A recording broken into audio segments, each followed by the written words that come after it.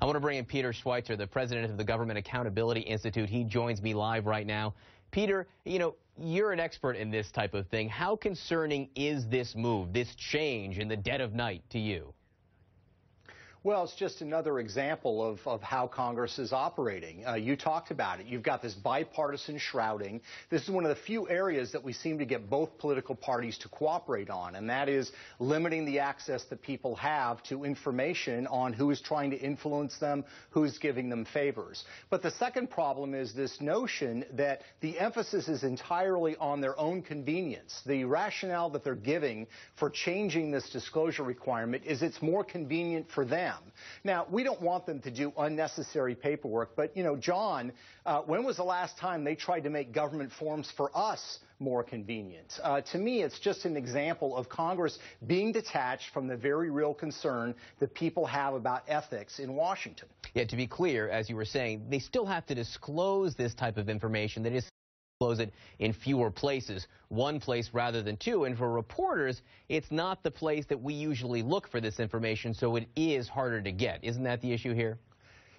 That's exactly right. And you have to really know where to look for it. In other words, you have to go to the House Ethics website.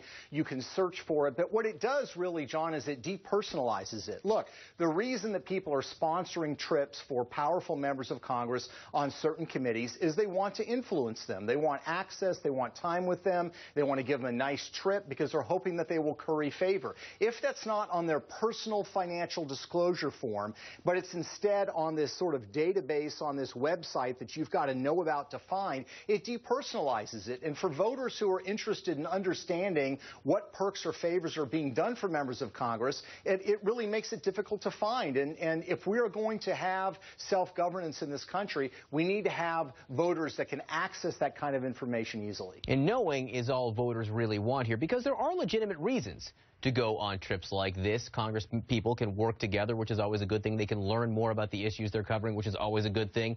The flip side of that, though, is when you get these Jack Abramoff situations. Everyone always remembers him, the lobbyist who was eventually indicted, served time in prison for, among other things, bribing public officials.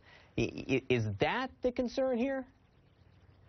I think it's a combination of things. I mean, certainly you have special interests, whether they're corporations, labor unions, trade associations, that will funnel money to, say, a nonprofit organization, which is the legitimate entity that can, sponsor a trip like this, that they can interest them. But I think it's not just sort of the extreme cases like the Abramoff case. I think just this is sort of the currency of how Washington works. And that is members of Congress, I think it's human nature, are going to feel more beholden to somebody who has given their family or themselves a nice trip to, say, Europe or Asia. It's just the nature of the way human beings operate, and especially if they get more face time with them. So it's part of the influence industry. We're all realistic and recognize that it takes place, but it's got to be disclosed, and it's got to be accessible in an easy way where voters and reporters can find it. All right, Peter Schweizer, maybe they will change this decision. They do have that chance. Appreciate you being with us.